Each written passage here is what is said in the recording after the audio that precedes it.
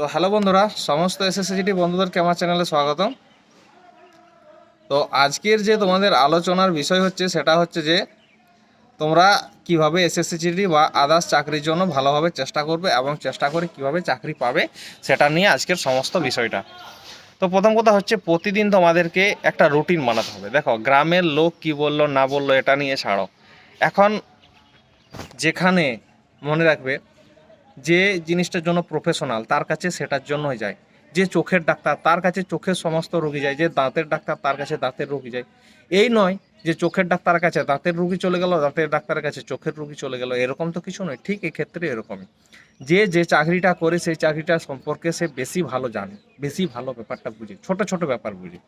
তো এখানে চাকরি পাওয়াটা হচ্ছে মেন কথা, তোমাদেরকে আমি এটা বলছি। তো চাকরি পাওয়ার জন্য কি করতে হবে? সিআরপিএফ, বিএসএফ, সিআইএসএফ আলাদা আলাদা চাকরি, কিন্তু ফর্ম একটাই বেরোয়, SSC GD constable, staff selection GD constable.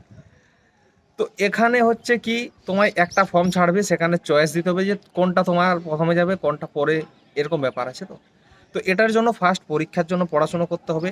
160 নম্বরের পরীক্ষা, 80টা প্রশ্ন থাকে, জিকে থাকে, রিজনিং থাকে, তোমার অঙ্ক থাকে, গ্রামার থাকে। এরপর ফিজিক্যালের ক্ষেত্রে হাইট থাকে, ওজন থাকে, চেস্ট থাকে, রানিং থাকে, চেস্ট ফুলানো থাকে। 5টা জিনিস ছেলেদের। মেয়েদের ক্ষেত্রে চেস্ট আর চেস্ট ফুলানো ব্যাপারটা দেখে না।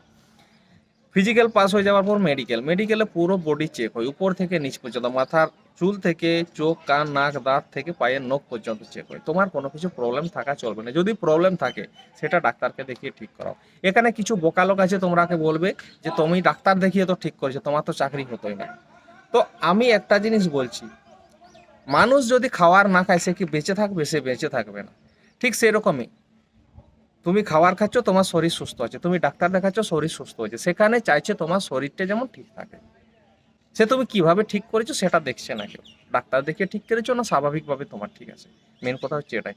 তো আশা করি কথাটা বুঝতে পেরেছো। চ্যানেলটা সাবস্ক্রাইব করে লাইক কমেন্ট করবে। চাই।